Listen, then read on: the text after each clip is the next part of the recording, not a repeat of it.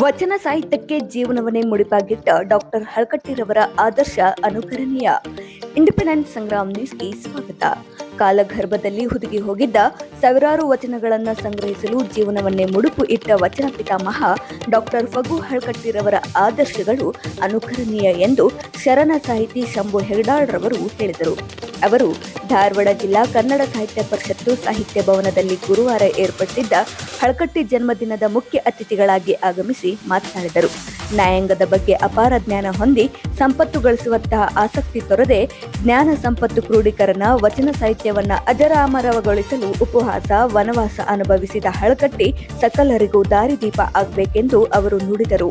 ಜನ್ಮದಿನದ ಉದ್ಘಾಟಿಸಿದ ಬಸವ ಶಾಂತಿ ಮಿಷನ್ ಸಂಸ್ಥಾಪಕ ಅಧ್ಯಕ್ಷ ಮಹಾದೇವ್ ಹೊರಟ್ಟಿ ರಾಜ್ಯಾದ್ಯಂತ ಓಡಾಡಿ ಸಂಗ್ರಹಿಸಿದ ವಚನಗಳ ಮುದ್ರಣಕ್ಕೆ ಅಗತ್ಯವಿದ್ದ ಮುದ್ರಣಾಲಯ ಖರೀದಿಸಲು ಇದೊಂದು ಮನೆ ಮಾರಿ ಬಾಡಿಗೆ ಮನೆಯಲ್ಲಿದ್ದ ಮಹಾನುಭಾವ ಹಳಕಟ್ಟಿ ಪ್ರಾತಃ ಸ್ಮರಣೀಯ ಮಹಾನುಭಾವರು ಎಂದು ಅಭಿಪ್ರಾಯಪಟ್ಟರು.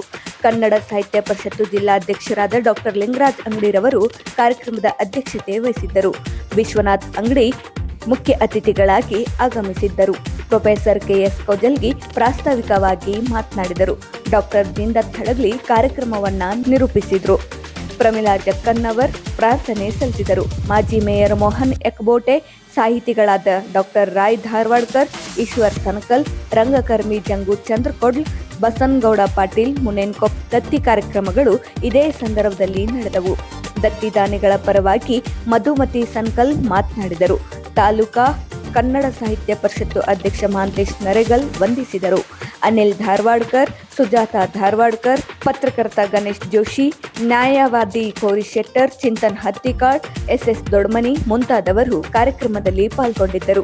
ಗಗನ್ ಮಹಿಳಾ ಮಂಡಳ, ಶ್ರೀನಗರ ಮಹಿಳಾ ಮಂಡಳ, ಸ್ನೇಹ ಬಳಗ ಮಹಿಳಾ ಮಂಡಳ, ಜೇನುಗೂಡು ಮಹಿಳಾ ಮಂಡಳ, ಭೂಮಿಕಾ ಮಹಿಳಾ ಮಂಡಳ ಸದಸ್ಯರು ವಿವಿಧ ಶರಣರ ವಚನ ಗಾಯನವನ್ನ ಪ್ರಸ್ತುತಪಡಿಸಿದರು. ವಚನ ಪಿತಾಮಹ ಹಳಕಟ್ಟಿರವರಿಗೆ ಗೌರವವನ್ನ ಸಲ್ಲಿಸಿದರು. ರಂಗು ರಂಗಿನ ಹೂಗಳು ಇರಲು ಪೂಜೆಗೆ ರಂಗುಗಳಿವೇನು. ರಂಗು ರಂಗಿನ ಹೂಗಳು ಇರಲು ಪೂಜೆಗೆ ರಂಗುಗಳಿವೇನು.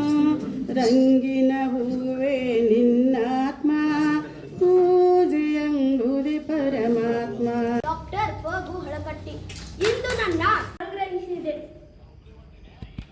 ಜನರು ಕೇಳುತ್ತಿದ್ದರು, ಇಷ್ಟೊಂದು ಕಷ್ಟ ಏಕೆ? ನಾನು ಹೇಳುತ್ತಿದ್ದೆ, ನಮ್ಮ ನಾಡಿನ ವಚನ ಸಾಹಿತ್ಯ ಸಂಪತ್ತನ್ನು ಉಳಿಸುವುದು ನಮ್ಮೆಲ್ಲರ ಕರ್ತವ್ಯ. ಬಸವಣ್ಣ, ಅಲ್ಲಮಪ್ರಭು, ಅಕ್ಕಮಹಾದೇವಿ ಸೇರಿದಂತೆ ಅನೇಕ ಶರಣರ ವಚನಗಳನ್ನು ಜನರಿಗೆ ತಲುಪಿಸುವ ಸಣ್ಣ ಸೇವಕ ನಾನು. ಸಾಹಿತ್ಯವೆಂದರೆ ಕೇವಲ ಪುಸ್ತಕವಲ್ಲ.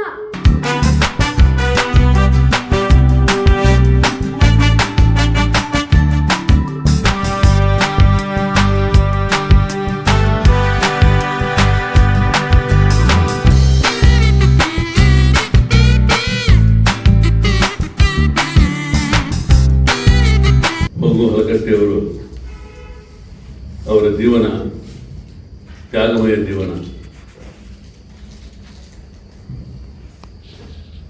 ನನಗೆ ಬಸವಣ್ಣನ ಕ್ರಾಂತಿ ಆಮೇಲೆ ಹಳಕಟ್ಟಿಯವ್ರ ಬದುಕು ನೋಡಿದ್ರೆ ಕಣ್ಣು ತೇವುಗೊಳ್ತಾವ, ಮನಸ್ಸು ತುಂಬ ಬರ್ತದೆ, ಮಾತಾಡ್ಲಿಕ್ಕೆ ಆಗೋದಿಲ್ಲ. ಎಷ್ಟು ಕಷ್ಟಮಯ ಜೀವನವನ್ನು ಶರಣರು ಅನುಭವಿಸ್ಯಾರ, ಅದನ್ನೇ ಡಾಕ್ಟರ್ ಹಳಕಟ್ಟಿಯವರು ಅನುಭವಿಸಿದರು.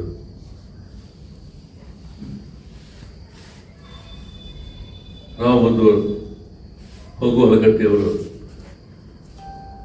ಅವ್ರ ಬಗ್ಗೆ ಶಂಭು ಹೆಗಡಾಳವರು ಭಾಳ ವಿಸ್ತಾರವಾಗಿ ಮಾತಾಡ್ತಾರೆ. ನಾನು ಮಾತಾಡೋದಷ್ಟು ಪ್ರಸ್ತುತ ಅಲ್ಲ ಅನಿಸುತ್ತೆ ನನಗೆ. ಯಾಕಂದ್ರೆ ಹೆಗಡಾರು ಹೇಗೆ ಮಾತಾಡ್ತಾರೆ ಅಂದರೆ, ನುಡಿದರೆ ಮುತ್ತಿನ ಹಾರದಂತಿರಬೇಕು, ನುಡಿದರೆ ಮಾಣಿಕ್ಯದ ದೀಪ್ತಿ ಅಂತಿರಬೇಕು, ನುಡಿದರೆ ಸ್ಫಟಿಕದ ಶಲಾಖೆ ಅಂತಿರಬೇಕು. ಸ್ಫಟಿಕದ ಶಲಾಖೆ ಅಂದ್ರೆ ತಿಳಿ, ತಂಪು ಮತ್ತು ಸ್ಪಷ್ಟ. ನುಡಿದರೆ ಲಿಂಗ ಮಿತಿ ಉದೌದು ಇರಬೇಕು. ಹಾಗೆ ಶಂಭು ಹೆಗಡಾಳವರು ಮಾತಾಡ್ತಾರೆ. ನಾನು ಮಾತಾಡೋದಷ್ಟು ಪ್ರಸ್ತುತ ಅನಿಸಲ್ಲ.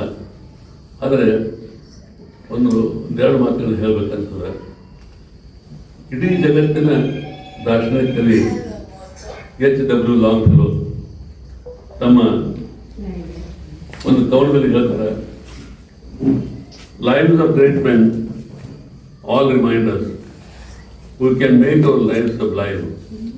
While departing, they leave their footprints on the sand of time. ಅಂದರೆ ನಮ್ಮ ಬದುಕನ್ನು ಉದಾತ್ತಗೊಳಿಸಲು ಮಹಾತ್ಮರ ಬದುಕುಗಳು ನಮಗೆ ಪ್ರೇರಣೆ ನೀಡುತ್ತವೆ. ಅವರು ಬಂದ ಲೋಕಕ್ಕೆ ಮರಳುವಾಗ ತಮ್ಮ ಹೆಜ್ಜೆಗಳನ್ನು ಶಾಶ್ವತವಾಗಿ ಹೆಜ್ಜೆ ಗುರುತುಗಳನ್ನು ಕಾಲದ ಮರಳಿನ ಮೇಲೆ ಇಟ್ಟು ಹೋಗುತ್ತಾರೆ. ಈ ಕೆಲಸ ಹೋಗುವ ಲೆಕ್ಕಾಚಾರ ಮಾಡ್ಯಾರ. ನಮ್ಮ ಊರಿಂದ 2 ಕಿಲೋಮೀಟರು ಹಳಕಟ್ಟೆ, ಅಲ್ಲಿ ಅವ್ರು ಪೂರ್ವಜರಿದ್ದರು. ನಮ್ಮ ಮನೆಯಿಂದ 5 ನಿಮಿಷ ನಡೆದು ಹೋದ್ರೆ ಹಳಕಟ್ಟೆ ಅವ್ರ ಮನೆ. ಆಮೇಲೆ ನಾನು ಶಾಲೆ ಕಲ್ತಿದ್ದೆಲ್ಲ ಬಿಜಾಪುರದಾಗ. ಹಳಕಟ್ಟೆಯವ್ರು ಇದ್ದರು. ನಾನು ಹೋದ ಕೆಲವೊಂದೇ ದಿವಸಕ್ಕೆ ಅವರು ತಿಳ್ಕೊಂಡ್ರು. ಅವ್ರ ಮನೆ PD ಹೈಸ್ಕೂಲ್ ಹತ್ರ ಇತ್ತು. ಅವ್ರಿಗೆ ಸೈಕಲ್ ಹೊಡೆಯಕ್ಕೆ ಕೊಡ್ತಿರ್ಲಿಲ್ಲ, ಆ ಸೈಕಲ್ ಹಿಡ್ಕೊಂಡು ಹೋಗಿದ್ರು. ಹುಬ್ಬಳ್ಳಿ ಊಟ ಹತ್ರ ಅವ್ರದ್ದು ಪ್ರೆಸ್ ಇತ್ತು. ಅವ್ರು ಯಾಕೆ ಹೋಗಿದ್ರು ಅಂದ್ರೆ ಆ ಪ್ರೆಸ್ನಾಗ ಉಳಿದಿನ ದುಡ್ಡು ಬರ್ತದಲ್ಲ ಅಂತ ತೊಗೊಂಡು ಅಕ್ಕಿ ಬೆಲೆ ಹಾಕಿ ಊಟ ಮಾಡೋರು. ಅವತ್ತು ಅವರು PD ಹೈಸ್ಕೂಲ್ ಹತ್ರ ಅವ್ರ ಮನೆ ಇತ್ತು. ಅಲ್ಲಿಂದ ಹುಬ್ಬಳ್ಳಿ ಊಟಕ್ಕೆ ಹೋಗ್ಯಾರ.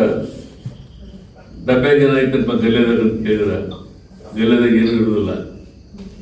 ಹಾಗೆ ಉಪವಾಸ ಇರ್ಬೇಕಲ್ಲ, ಅವತ್ತು ತಿರುಗಿ ಬರಕ್ಕೆ ಹೋಗ್ತಾರೆ. ಪೋಸ್ಟ್ಮನ್ ಕರೀತಾನೆ, ಹಳಕಟ್ಟೆಯವರ ನಿಮ್ಮದು ದುಡ್ಡು ಬಂದದ. ಎಷ್ಟು ದುಡ್ಡು ಬಂದದ ಅಂದ್ರೆ 20 ರೂಪಾಯಿ ಬಂದಿರ್ತದೆ. ಆ 20 ರೂಪಾಯಿ ತೊಗೊಂಡು ಹೋಗಿ ಮನ್ಯಾಗ ಅಕ್ಕಿ ಬೇಳೆ ತೊಗೊಂಡು ಹೋಗಿ ಮನೆಯ ಕಡೆಗೆ ಊಟ ಮಾಡ್ತಾರೆ. ಅವ್ರ ಮನ್ಯಾಗ ಉಪವಾಸ ಇದ್ರೆ ಬಬಲೇಶ್ವರ ಶಾಂತೂರು ಸ್ವಾಮಿಗಳು ಅವರಿಗೆ ಜ್ವಾಳ ಗೋಧಿ ತಂದು ಕೊಡ್ತಿರ್ತಾರೆ, ಅಕ್ಕಿ. ಎಷ್ಟು ಕಷ್ಟ ಪರಿಸ್ಥಿತಿ. ಅವರು ಪಬ್ಲಿಕ್ ಪ್ರಾಸಿಕ್ಯೂಟರ್ ಇದ್ದರು. ಅವರು ಬಾಂಬೆಯಲ್ಲಿ ಪ್ರಸಿದ್ಧ ವಕೀಲರಾಗಬಹುದಾಗಿತ್ತು.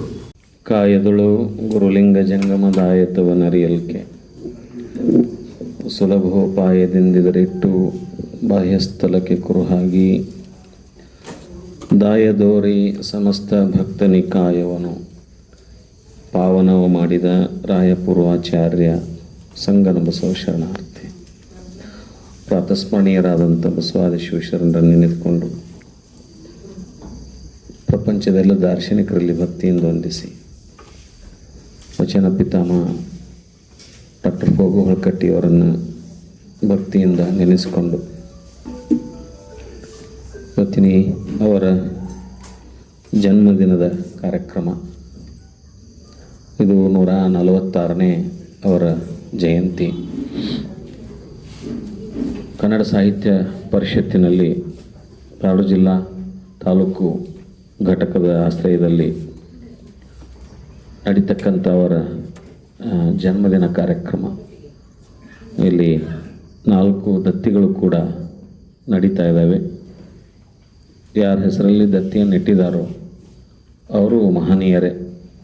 ಅವರೆಲ್ಲರೂ ಈ ನಾಡಿನ ಭಾಷೆ, ನುಡಿ, ಸಾಹಿತ್ಯಕ್ಕೆ ಸೇವೆ ಸಲ್ಲಿಸಿದಂಥವ್ರು. ಅಂಥವರ ಹೆಸರಿನಲ್ಲಿ ನಡೀತಕ್ಕಂಥ ಒಬ್ಬ ಮಹಾಪುಣ್ಯ ಪುರುಷನ ಜನ್ಮದಿನಾಚರಣೆ ಇವತ್ತು. ನಮ್ಮ ಲಿಂಗರಾಜ ಅಂಗಡಿ ಸರು ಅವರ ಕ್ರಿಯಾಶೀಲತೆಗೆ ಇವತ್ತಿನ ಕಾರ್ಯಕ್ರಮ ನಮಗೆ ಸಾಕ್ಷಿಯಾಗಿದೆ. ಈ ಕಾರ್ಯಕ್ರಮದ ಉದ್ಘಾಟನೆಯನ್ನು ನಮ್ಮೆಲ್ಲರ ಮಾರ್ಗದರ್ಶಕರು ಅಷ್ಟೇ ತಮ್ಮನ್ನು ತಾವು ಈ ಶರಣರ ಸೇವೆಗೆ ಬದುಕನ್ನು ಮುಡಿಪಿಟ್ಟಂಥವ್ರು ಹಿರಿಯರಾದ ಶ್ರೀ ಮಾದೇವ ಹೊರಟ್ಟಿಯನ್ನವರು ಈ ಕಾರ್ಯಕ್ರಮ ಉದ್ಘಾಟನೆ ಮಾಡಿ ಸ್ವಲ್ಪದರಲ್ಲೇ ಹಳಕಟ್ಟಿ ಶರಣರ ವ್ಯಕ್ತಿತ್ವವನ್ನು ನಮ್ಮ ಎದುರಿಗೆ ತೆರೆದಿಟ್ಟಂಥವ್ರು. ಅವರಲ್ಲಿ ಕೂಡ ವಂದಿಸಿ ಎಲ್ಲರೂ ಇವತ್ತು ಈ ಒಂದು ಅತ್ಯಂತ ಅರ್ಥಪೂರ್ಣವಾಗಿರ್ತಕ್ಕಂಥ ಕಾರ್ಯಕ್ರಮದಲ್ಲಿ ಭಾಗವಹಿಸಿದ್ದಾರೆ. ನಿಮಗೆಲ್ಲ ನನ್ನ ನಮಸ್ಕಾರ. ನಾನು ಭಾಳ ಸಮಯ ತೆಗೆದುಕೊಳ್ಳೋದಿಲ್ಲ, ಒಂದು 20-25 ನಿಮಿಷ ಆಗ್ಬೋದು ಅಂತ. ಇದು ಲೋಕದಂತೆ ಬಾರರು, ಲೋಕದಂತೆ ಇರರು, ಲೋಕದಂತೆ ಹೋಹರು ನೋಡಯ್ಯ ಅಂತ ಉರ್ಲಿಂಗ ಪದ್ಯಗಳು ಒಂದು ವಚನ ಇದೆ. ಮತ್ತು ಹೇಗೆ ಬರ್ತಾರವರು ನಿಮ್ಮ ಶರಣರು, ಹೇಗೆ ಬರ್ತಾರ ಅಂತಂದರೆ ಪುಣ್ಯದಂತೆ ಬಪ್ಪರು, ಜ್ಞಾನದಂತೆ ಇಪ್ಪರು, ಮುಕ್ತಿಯಂತೆ ಹೋಹರು.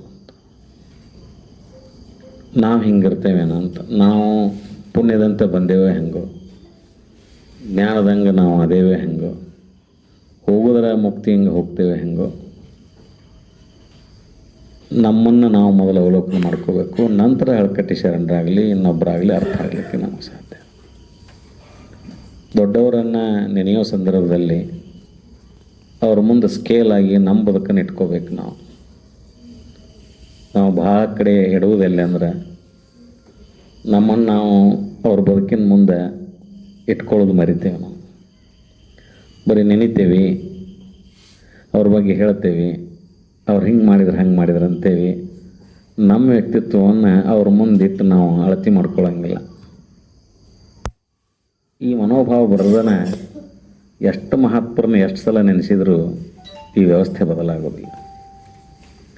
ಕೇಳೋರಾಗಲಿ ನಾವು ಹೇಳೋರಾಗಲಿ, ಯಾರ ಕಾರ್ಯಕ್ರಮದಲ್ಲಿ ಯಾರು ನೆನೆಯೋ ಕಾರ್ಯಕ್ರಮದಲ್ಲಿ ಅದೇವಲ್ಲ, ಅವ್ರ ಬದುಕನ್ನು ನಾವು ಹೇಳೋ ಹೊತ್ನ್ಯಾಗ ನಮ್ಮ ಬದುಕನ್ನು ಒಂದು ಸ್ವಲ್ಪ ತುಲನೆ ಮಾಡ್ಕೊತ ಹೋಗ್ಬೇಕು. ನಾವು ಅಂದಾಗ ಒಂದಿಷ್ಟು ಪರಿವರ್ತನೆ ಆಗಲಿಕ್ಕೆ ಸಾಧ್ಯ. ಈ ಕಾರ್ಯಕ್ರಮದ ಸಾರ್ಥಕತೆ ಮುಗಿದ ಮೇಲೆ ನಾವೇನು ಮಾಡಾಕ್ತೀವಿ ಅನ್ನೋ ಇವ್ಯಾಲ್ಯುವೇಷನ್ ಮಾಡ್ಕೊಳ್ಳಿಲ್ಲ ಅಂದ್ರೆ ಕಾರ್ಯಕ್ರಮದ ಸಾರ್ಥಕತೆ ಆಗೋದಿಲ್ಲ. ದತ್ತಿ ಇಟ್ಟವ್ರಿಗೆ ಆಯ್ತು, ದತ್ತಿ ಕಾರ್ಯಕ್ರಮ ಮಾಡೋರಿಗೆ ಆಯ್ತು, ಇವ್ರು ನೆನೆಯೋದಾಯ್ತು, ಇದೊಂದು ಮೆಕ್ಯಾನಿಕಲ್ ಆಗಿ ಹೋಗ್ಬಿಡ್ತದೆ. ಆ ಕಾಲಘಟ್ಟ ಎಂಥದ್ದು, 1880 ಶರಣರು ಜನನಾದಂಥ ವರ್ಷ. ಅವೆಲ್ಲ ಅಣ್ಣವ್ರು ಧಾರವಾಡದಲ್ಲೇ ಜನಿಸಿದ್ರು, ವಿಜಯಪುರಕ್ಕೆ ಹೋದರು. ಇವೆಲ್ಲನೂ ನಾವು ಕಾಲ, ಸಮಯ, ಸ್ಥಳ ಇವುಗಳನ್ನು ಭಯಪಟ್ಟು ಮಾಡ್ತೇವೆ. ನಾವು ಇಲ್ಲೇ ಜನಿಸಿದರು, ಬಿಜಾಪುರಕ್ಕೆ ಹೋದರು, ವಕೀಲಿ ವೃತ್ತಿ ಮಾಡಿದರು. ಇವೆಲ್ಲವನ್ನು ನಾವು ನೋಡೋದು ಸರಿ, ಇವೆಲ್ಲವನ್ನು ನಾವು ನೋಡೋಣ. ಆದರೆ ಅಣ್ಣವ್ರು ಒಂದು ಮಾತು ಹೇಳಿದರು, ಮನಸ್ಸು ಕರಗುವಂಥ ಮಾತು. ಆಗಿನ ಕಾಲದ ವಕೀಲರು, ಆಗಿನ ಕಾಲದ ಬಾಂಬೆ ಗೌರ್ಮೆಂಟ್ನ MLC, ನೂರಾರು ಸಂಘ ಸಂಸ್ಥೆಗಳನ್ನು ಕಟ್ಟಿದಂಥ ಮಹನೀಯರು. ಏನೇ ಒಬ್ಬ ವ್ಯಕ್ತಿ ಏನು ಆಗಬೇಕಾಗಿತ್ತು ಆ ಕಾಲಕ್ಕೆ ಎಲ್ಲ ಆದವರು,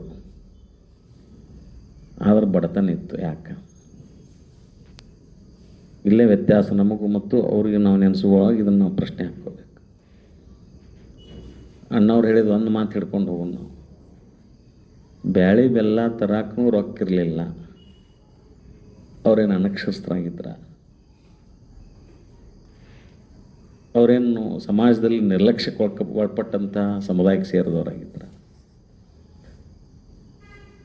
ಆ ಕಾಲದ ಮಹಾನ್ ಕಾನೂನು ಪಂಡಿತರು, ಸರ್ಕಾರಿ ಪ್ರಾಯೋಜಕರಾಗಿ ಅಂದ್ರೆ ವಕೀಲರಾಗಿ ಅಭಿಯೋಜಕರಾಗಿದ್ದಂಥವ್ರು. ಬ್ರಿಟಿಷ್ ಸರ್ಕಾರ ಅವ್ರನ್ನ ನ್ಯಾಯಾಧೀಶರಾಗಿ ನೇಮಕ ಮಾಡಿದರು.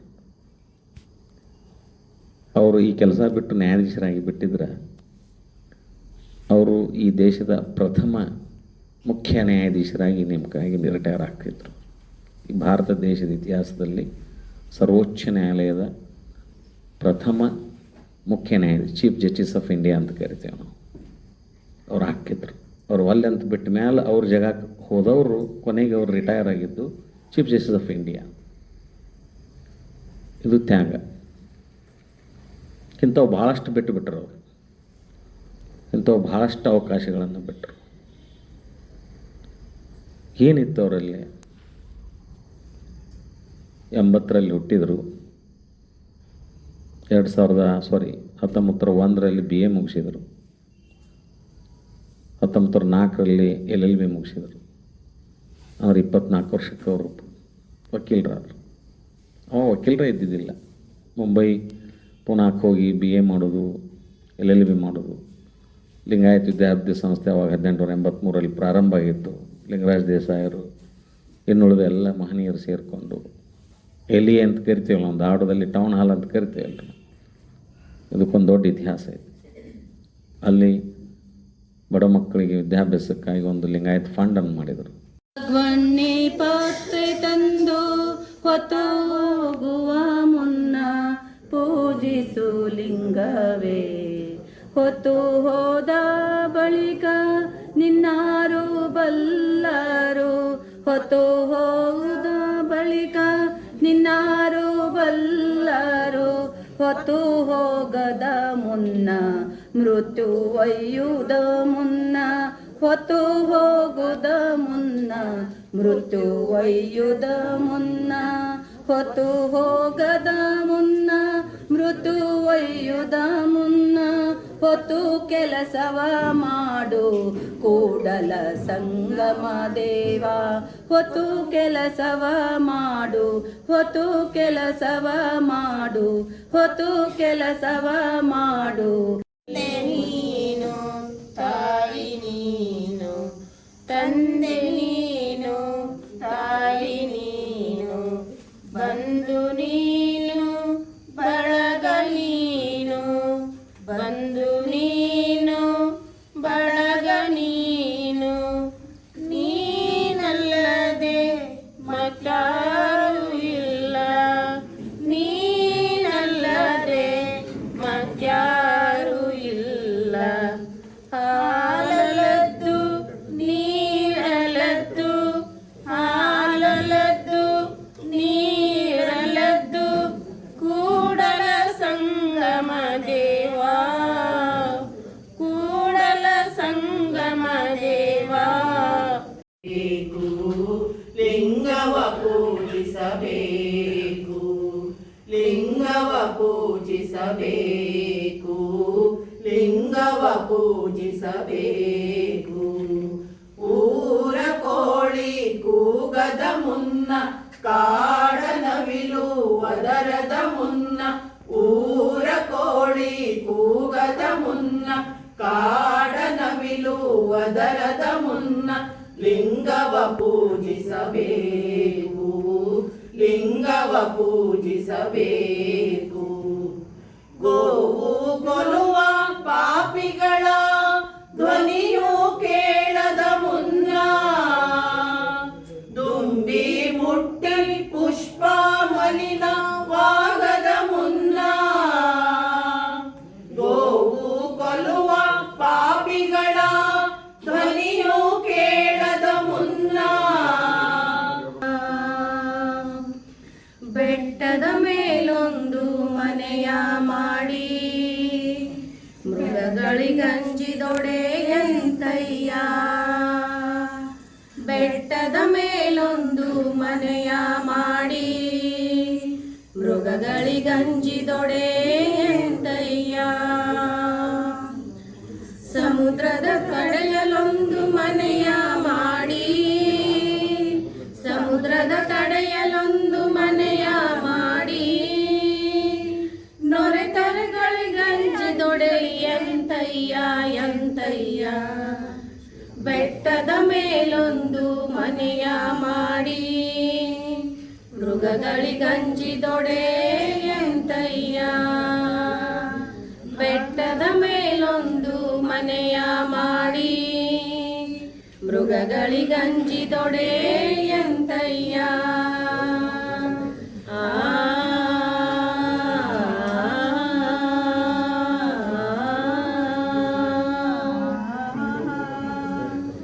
ಸಂತೆಯೊಳಗೊಂದು ಮನೆಯನ್ನು ಮಾಡಿ ಸಂತೆಯೊಳಗೊಂದು ಮನೆ ಮಾಡಿ ಸಂತೆಯೊಳಗೊಂದು ಮನೆಯನ್ನು ಮಾಡಿ ಸಂತೆಯೊಳಗೊಂದು ಮನೆ ಮಾಡಿ ಸಂತೆಯೊಳಗೊಂದು ಮನೆ ಮಾಡಿ ಸಂತೆಯೊಳಗೊಂದು ಮನೆ ಮಾಡಿ ಶಬ್ದಕ್ಕೆ ಆಚಿದೊಡೆಯಂತಯ್ಯ ಎಂತಯ್ಯ ಚನ್ನಮಲ್ಲಿಕಾರ್ಜುನ ದೇವಕೇಳ ಚನ್ನಮಲ್ಲಿಕಾರ್ಜುನ ದೇವಕೇಳ ಮನ ಶುದ್ಧ ಭಾವ ಶುದ್ಧರಾದವರ ತನು ಶುದ್ಧ ಮನ ಶುದ್ಧ ಭಾವ ಶುದ್ಧರಾದವರ ಜನಗೊಮ್ಮೆ ತೋರ ಜನಗೊಮ್ಮೆ ತೋರ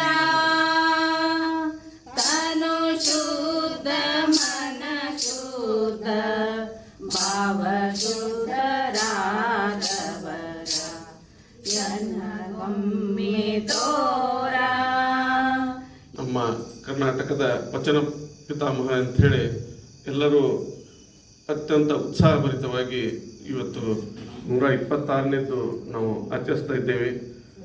ಈ ಕಾರ್ಯಕ್ರಮದ ಅಧ್ಯಕ್ಷತೆಯನ್ನು ವಹಿಸಿದ ನನ್ನ ಹಿರಿಯರಾದ ಶ್ರೀಯುತ ಲಿಂಗರಾಜನ ಅಂಗಡಿಯವರೇ ಹಾಗೂ ಉದ್ಘಾಟಕರಾಗಿ ಆಗಮಿಸಿರುವ ನಮ್ಮೆಲ್ಲರಿಗೂ ಹಿರಿಯರಾದ ಅವರು ಕೂಡ ತಮ್ಮನ್ನು ತಾವು ಈ ರಾಷ್ಟ್ರೀಯ ಬಸವ ಮಿಷನ್ ಕೇಂದ್ರವನ್ನು ನಡೆಸ್ತಾ ಇದ್ದಂತಹ ಹಿರಿಯರಾದ ಶ್ರೀಯುತ ಮಾದೇವಣ್ಣ ಹೊರಟ್ಟಿಯವರೇ ಹಾಗೂ ಈಗಾಗಲೇ ನಮ್ಮ ಹೆರಡಾಸರು ಮತ್ತು ಮಾದೇವಣ್ಣ ಹೊರಟ್ಟಿಯವರು ಎಲ್ಲರೂ ಕೂಡ ಡಾಕ್ಟರ್ ಫಗು ಹಳಕಟ್ಟಿಯವರ ಬಗ್ಗೆ ವಿಸ್ತಾರವಾಗಿ ಮಾತನಾಡಿದ್ದಾರೆ. ಅವರೆಲ್ಲ ಮಾತಾಡಿದ ಮೇಲೆ ನಂದು ಮಾತಾಡೋದಂತ ಏನೂ ಜಾಸ್ತಿ ಉಳಿದಿಲ್ಲ. ಆದರೂ ಒಂದು ಸಣ್ಣ ಇಲ್ಲಿ ಒಂದು ಅತಿಥಿಯಾಗಿ ಬಂದದ್ದಕ್ಕೆ ಒಂದು ಸಣ್ಣ ಘಟನೆ ಆವಾಗ ಇವರು ಆ ಒಂದು ಘಟನೆಯನ್ನು ವಿವರಿಸಲಿಲ್ಲ. ಅದನ್ನು ಒಂದು ಘಟನೆಯನ್ನು ಹೇಳಿ ನನ್ನ ಮಾತನ್ನು ಇದನ್ನು ಮಾಡ್ತೀನಿ. ಈ ವಿಜಯಪುರಕ್ಕೆ ನಾಡ ಹಬ್ಬದ ಕಾರ್ಯಕ್ರಮಕ್ಕೆ ಅಟೆಂಡ್ ಆಗಲಿಕ್ಕೆ ಅವಾಗ ಕನ್ನಡದ ಕಣ್ವ ಡಾಕ್ಟರ್ BM ಶ್ರೀಕಂಠಯ್ಯನವರು ಹೋಗಿದ್ದರು. ಅವರು ಹೋದಾಗ ಅಲ್ಲಿದ್ದವರೆಲ್ಲರೂ ಅವ್ರನ್ನ ಸ್ವಾಗತ ಮಾಡಿ ಕಾರ್ಯಕ್ರಮ ಮುಗಿದ ಮೇಲೆ ವಿಜಯಪುರದ ಪ್ರೇಕ್ಷಣೀಯ ಸ್ಥಳಗಳನ್ನು ತೋರಿಸಲಿಕ್ಕೆ ತುಂಬ ಉತ್ಸುಕರಾಗಿ ತಾವು ಏನಾದರೂ ಗೋಳಗುಮ್ಮಟವನ್ನು ಏನಾದ್ರು ನೋಡ್ತೀರಾ ಅಂಥೇಳಿ ಆ ಸಂಘಟಕ ಕೇಳ್ತಾರ. ಅವಾಗ ಅವರು ತಮ್ಮ ಊರಿಂದ ಬಿಡಬೇಕಾದ್ರೆ ಬಹುಶಃ ಅದನ್ನು ಡಿಟರ್ಮೈನ್ ಮೈಂಡ್ ಅಂದರೆ ಪೂರ್ವ ನಿರ್ಧಾರಿತವಾಗಿ ಬಹುಶಃ BM ಶ್ರೀಕಂಠಯ್ಯನವರು ಬಂದಿದ್ದಂತ ಕಾಣಿಸ್ತೈತಿ. ಅವ್ರು ಹೇಳಿದರು, ಗೋಳಗುಮ್ಮಟ ಅಲ್ಲ, ನಿಮ್ಮಲ್ಲಿದ್ದಂತಹ ಈ ವಚನ ಗುಮ್ಮಟ ಡಾಕ್ಟರ್ ಫಗು ಹಳಕಟ್ಟಿ ಅವ್ರನ್ನ ಮನೆಗೆ ಕರ್ಕೊಂಡೋರಿ, ನಾ ಅವ್ರನ್ನ ಭೇಟಿ ಆಗ್ತೀನಿ ಅಂತ ವೇದಾಂತ ವ್ಯಕ್ತಿಯನ್ನು ಭೇಟಿ ಆಗೋದು ನನ್ನ ಪುಣ್ಯ ಐತಿ ಅಂತೇಳಿ ಹೇಳಿದ್ರಂದ್ರೆ ಅವ್ರು ಎಂಥ ವ್ಯಕ್ತಿ ಅಂತ ಹೇಳೋದ್ರ ಬಗ್ಗೆ ಇದಿಲ್ಲ. ಸಂಸಾರವೆಂಬ ಅಡವಿಯಲ್ಲಿ ಹುಲಿಯುಂಟು ಕರಡಿಯುಂಟು ಶರಣ ಅಂಜ ಅವ್ರಿಗೆ ತುಂಬ ಅನ್ವಯಿಸು. ಬಡತನದಲ್ಲಿ ಹುಟ್ಟಿ ಬಡತನದಲ್ಲಿನೇ ಬೆಳೆದು ಅದನ್ನ ಹಾಸ್ಕೊಂಡು ಅದನ್ನ ಹೊತ್ಕೊಂಡ್ರು ಅಂತ ಹೇಳ್ಬೋದು. ಅಷ್ಟೊಂದು ಕಡು ಬಡತನ ಅವ್ರದ್ದು. ಅಂತಾದ್ರೆ ಅಷ್ಟು ಬಡತನ ಇದ್ದರೂ ಯಾರ ಕಡೆನೂ ಅವ್ರ ಕೈ ಚಾಚಲಿಲ್ಲ ಮತ್ತು ಧೈರ್ಯದಿಂದ ಮುನ್ನುಗ್ಗಿದ್ರು. ಆಮೇಲೆ ಎಂಥ ತೊಂದರೆ ಬಂದರೂ ಅದು ಬಡತನ ಅಂತ ಅವ್ರಿಗೆ ಅನ್ನಿಸ್ಲೇ ಇಲ್ಲ. ಅಷ್ಟವರು ಅದಕ್ಕೆ ಹೊಂದ್ಕೊಂಡ್ಬಿಟ್ಟಿದ್ರು. ಅವ್ರು ಹೇಳ್ತಿದ್ರು ಬಡತನ ಬೇರೆಯವ್ರು ಹೇಳ್ತಾರೆ ಇಷ್ಟು ಬಡತನದೊಳಗಿದ್ರು ಮತ್ತು ದೇವ್ರ ಕಡೆನ ಬಡತನ ಕೇಳಿದಂಥ ಒಬ್ಬ ಗಟ್ಟಿ ಕವಿ ಅಂತ ಹೇಳಿ. ಅದಕ್ಕೆ ಇವರು ಬಡತನ ಇದ್ರು ಯಾಕೆ ಮತ್ತು ಕೇಳ್ತಾರೆ ಬಡತನವೇ ಬೇಕು ಯಾಕೆ ಬಡತನ ಬೇಕಂದ್ರೆ ಅನುಭವಗಳ ಆಗರ ಸಾಗರವಾಗಲು ಬಡತನ ಬೇಕು ಅಂತ ಹೇಳಿದ್ರು. ಆಮೇಲೆ ನಾವು ಏನಾರ ಬೇಕಂತ ಹಠ ಮಾಡಿದಾಗ ಅವ್ರು ಹೇಳ್ತಿದ್ರು ಬಡತನ ರೊಕ್ಕಿಲ್ಲ ಅಂತಂದು ಎಂದೂ ಅಳಬಾರ್ದು. ದೇವರು ನಮಗೆ ಹೊರಗಿನ ಜಗತ್ತು ನೋಡ್ರಿ, ಹೊರಗಿನ ಆಕಾಶ ನೋಡ್ರಿ, ಅಲ್ಲಿ ಚುಕ್ಕಿಗಳಿವ ನಿಮ್ಮ ಮನೆಯೊಳಗೆ ಸಿಗ್ತಾವೇನ, ಇಷ್ಟು ವಿಶಾಲವಾದ ಆಕಾಶದಂಥ ನೀಲಿ ಬಣ್ಣ ಸಿಗ್ತೈತೇನ. ಆಮೇಲೆ ಗಾಳಿ ಬೆಳಕು ನೀರು, ಆಮೇಲೆ ಉಸಿರಾಡಲಿಕ್ಕೆ ಗಾಳಿ ಕೊಟ್ಟಾನ ದೇವರೇ, ನೀರು ಕೊಟ್ಟಾನ. ಇದು ಮನುಷ್ಯನಿಗೆ ಬೇಕಾಗಿದ್ದಂಥದ್ದು ಮೂಲ ಸಂಪತ್ತು. ಇವನ್ ಬಿಟ್ಟು ರೊಕ್ಕಿಲ್ಲ ಅಂತ ಅಳ್ಬೇಡ್ರಿ, ಇದು ನಮಗೆ ಕೊಟ್ಟಿರುವಂಥ ದೊಡ್ಡ ಸಂಪತ್ತು, ಇದರಲ್ಲೇ ಬದುಕೋದನ್ನು ಕಲೀರಿ ಅಂತ ಹೇಳ್ತಿದ್ರು ಅವ್ರು ನಮ್ಗೆ. ಆಮೇಲೆ ನಮಗೆ ಯಾವಾಗಲೂ ಹೇಳ್ತಿದ್ರು ನಿಮ್ಮ ಮ್ಯಾಲವ್ರನ್ನ ನೋಡಿ ಕಲಿಬೇಡ್ರಿ, ನೀವು ನಿಮಗೂ ಬಡತನದಲ್ಲಿ ಇರೋವ್ರನ್ನ ನೋಡಿ ಕಲೀರಿ. ನಿಮಗೆ ಸ್ವಲ್ಪ ಗಂಜಿ ಇತ್ತಂದ್ರೆ ಅದಕ್ಕೂ ಬಡವರಿಗೆ ಏನೂ ಇರೋದಿಲ್ಲ, ಅದಕ್ಕಂತೇಳಿ ನೀವು ಶ್ರೀಮಂತರ. ಹಂಗೆ ನಿಮ್ಮ ಕೆಳವರ್ ಏನೂ ಇಲ್ದವ್ರನ್ನ ನೋಡಿ ಬದುಕ್ರಿ ಅಂತೇಳಿ ಮಕ್ಕಳಿಗೇನು ಅದೇ ಹೇಳ್ತಿದ್ರು. ನಾವೀಗಾದರೂ ಅಂಥ ಪರಿ ಏನು ಹೈ ಲೆವೆಲ್ ಇಲ್ಲ, ಅಷ್ಟು ಕಷ್ಟ ಇದ್ದೀವಿ, ಆದರೂ ಯಾರ ಕಡೆ ಕೈ ಚಾಚಿಲ್ಲ. ನಮ್ಮ ಸ್ವಾಭಿಮಾನಗಳಾಗಿದ್ದೀವಿ. ನಮ್ಮ ತಂದೆ ಹೆಂಗಿದ್ರು ಅವರು ನಮ್ಗೆ ಅದನ್ನೇ ಹೇಳಿಕೊಟ್ರು. ಆಮೇಲೆ ಪ್ರಾಮಾಣಿಕ ಅಂದ್ರೆ ನಾವು ಏನಾರು ಒಂದು ಶಾಲೆ ಒಳಗೆ ಒಂದು ಪೇಪರಿಗೆ ರೊಕ್ಕ ಹೇಳಿದ್ರೆ ನಮ್ಮ ತಂದೆ ನಮ್ಮ ಕಡೆ ಕೊಡ್ತಿರ್ಲಿಲ್ಲ. ಶಾಲೆಗೆ ಬಂದು ಗುರುಗಳನ್ನು ಕೇಳಿ ಅದು ಸತ್ಯ ಇಲ್ಲ ಅಂತ ಕೇಳ್ಕೊಂಡು ಕೊಡ್ತಿದ್ರು ಅವ್ರು ಯಾವಾಗಲೂ ನಮ್ಗೆ. ಆಮೇಲೆ ಇವರಿಗೆ ಕುವೆಂಪು ಅವ್ರ ಜೋಡಿ ತುಂಬ ಒಂದು ಆತ್ಮೀಯ ಒಂದು ಸಂಬಂಧ ಇತ್ತು. ಇವರು ಕುವೆಂಪು ಅವ್ರಿಗೆ ರಾಷ್ಟ್ರಕವಿ ಕುವೆಂಪು ಅವ್ರಿಗೆ ಅಣ್ಣ ಅಂತ ಕರಿತಿದ್ರು. ಆಮೇಲೆ ಅವರಿಬ್ಬರ ನಡುವೆ ಪತ್ರ ವ್ಯವಹಾರನೂ ಇತ್ತು. ಆಮೇಲೆ ಅವರು ಕುವೆಂಪು ಅವರು ತಮ್ಮ ಆತ್ಮಚರಿತ್ರೆ ನೆನಪಿನ ಡೋಣಿಯಲ್ಲಿ ನಮ್ಮ ತಂದೆಯವರ ಬಗ್ಗೆ ಬರ್ತಾರೆ. ಅವ್ರು ಹೇಳ್ತಾರೆ ಇವರು ಈಶ್ವರ ಸಂಕಲ್ ಅವರು ತುಂಬ ಪ್ರತಿಭಾವಂತ ಇರುವಂಥ ಕವಿ, ಆದ್ರೆ ಎಲೆಯ ಮರೆಯ ಕಾಯಿಯೊಳಗಿದ್ದಾರೆ ಅವರು. ಇದನ್ನು ಅವ್ರ ಪ್ರತಿಭೆ ಇದ್ದರೂ ಹೊರಗೆ ಬರ್ತಾ ಇಲ್ಲ, ಯಾರೂ ಅದಕ್ಕೆ ಪ್ರೋತ್ಸಾಹ ಇಲ್ಲ. ಆದರೂ ಅವ್ರು ತಮ್ಮ ಸಂತೋಷಕ್ಕೆ ಬರೀತಾರೆ. ಅವರು ಯಾವ ಒಂದು ಇದು ಪ್ರಸಿದ್ಧಿಗೆ ಆಸೆ ಪಡೆದೇನ ಪ್ರಶಸ್ತಿ ಇವುಗಳಿಗೆ ಆಸೆ ಪಡೋದನ್ನ ಸ್ವಂತ ಇದು ಕವನಗಳನ್ನು ಬರೀತಾರೆ ಅವರು ಅಂಥೇಳಿ ಒಂದು ಕಡೆ ಹೇಳ್ಯಾರ.